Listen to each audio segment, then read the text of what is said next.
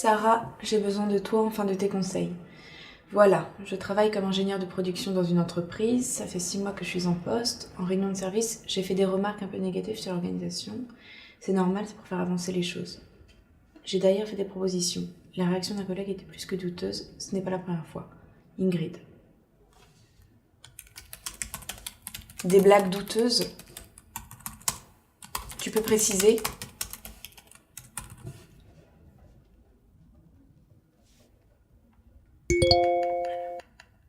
Il a dit à son collègue en aparté, mais suffisamment fort pour que je l'entende.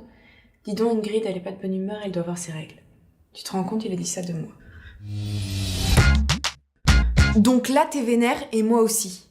Ras-le-bol de se prendre des remarques comme ça. J'ai pas mal de copines au boulot qui m'en parlent. Et c'est pas exceptionnel, hein, parce que j'ai lu une enquête sur les réseaux sociaux qui dit que 80% des femmes estiment qu'elles sont régulièrement confrontées à des attitudes et des décisions sexistes. 80%. Alors, face à ces réactions, Ingrid, tu as plusieurs options. Soit tu ne dis rien, tu fais profil bas, tu fais comme si tu n'avais rien entendu, sauf que, honnêtement, c'est assez bof, c'est pas du tout la réaction la plus glorieuse. Soit, face à cette remarque déplacée, oui, parce que c'est une remarque déplacée, appelons un chat, tu penses que réagir de façon agressive est peut-être la meilleure solution. Tu vas vouloir provoquer ton interlocuteur en utilisant le même vocabulaire que lui, en répondant de façon brutale et en t'abaissant à son niveau, en jouant sur le même terrain. Utiliser la vulgarité, la compétition. Par exemple, tu vas lui dire « Écoute, tes remarques à la con, je m'en bats les couilles ».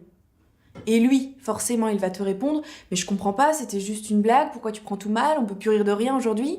Sauf qu'il ne comprend pas qu'à la longue, c'est dégradant. Ça ne lui vient même pas à l'esprit. Alors voilà, je pense que je suis pas sûre que d'aller sur ce terrain soit la meilleure solution. En tout cas, c'est pas la bonne attitude à avoir.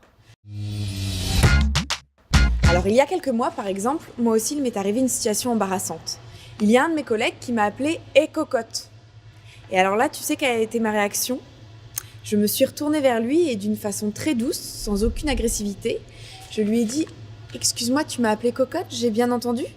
J'ai pas saisi en fait ce que tu voulais dire par là. » Et là, du coup, mon interlocuteur s'est retrouvé totalement désemparé, il a même perdu pied, il était déstabilisé. Donc, je ne pense pas qu'il n'y reviendra à 2 fois. Alors, pour revenir à toi, Ingrid, imagine que quand ton collègue te dit elle doit avoir ses règles, réponds-lui de façon très douce est-ce que tu veux bien m'expliquer ce que tu voulais dire par là? Ça, c'est la méthode douce, c'est-à-dire relever, ne pas laisser dire, mais sur un autre terrain. Et si ça arrive à un de notre collègue, on réagit pareil, solidarité, que je sois un mec ou une meuf. Alors, j'ai pas mal lu sur le web à ce sujet, on appelle ça du sexisme. Le sexisme, c'est quoi? C'est les comportements qui nous stigmatisent, nous les femmes, qui nous enlèvent de la légitimité. C'est une façon de nous inférioriser parce que nous sommes des femmes. Par exemple, le gros cliché du style « les femmes, c'est bon pour être assistantes ». Ou encore toutes ces petites remarques, ces petites blagues sur notre chemisier sexy, avec le petit clin d'œil qui va bien avec. Il faut savoir qu'il y a le sexisme et le sexisme ordinaire. Et le sexisme ordinaire, c'est quoi? C'est pareil, c'est toutes les attitudes et les propos bourrés de stéréotypes sur les femmes qui se manifestent au quotidien. Alors vous allez me dire, c'est anodin? En apparence, c'est anodin. L'agissement sexiste, c'est défini par la loi. C'est interdit. Et c'est dans le code du travail. Les entreprises doivent aussi rappeler cette interdiction dans leur règlement intérieur. Au-delà de l'obligation légale, c'est une question de respect et de bien-être au travail. Voilà, je vous laisserai là-dessus.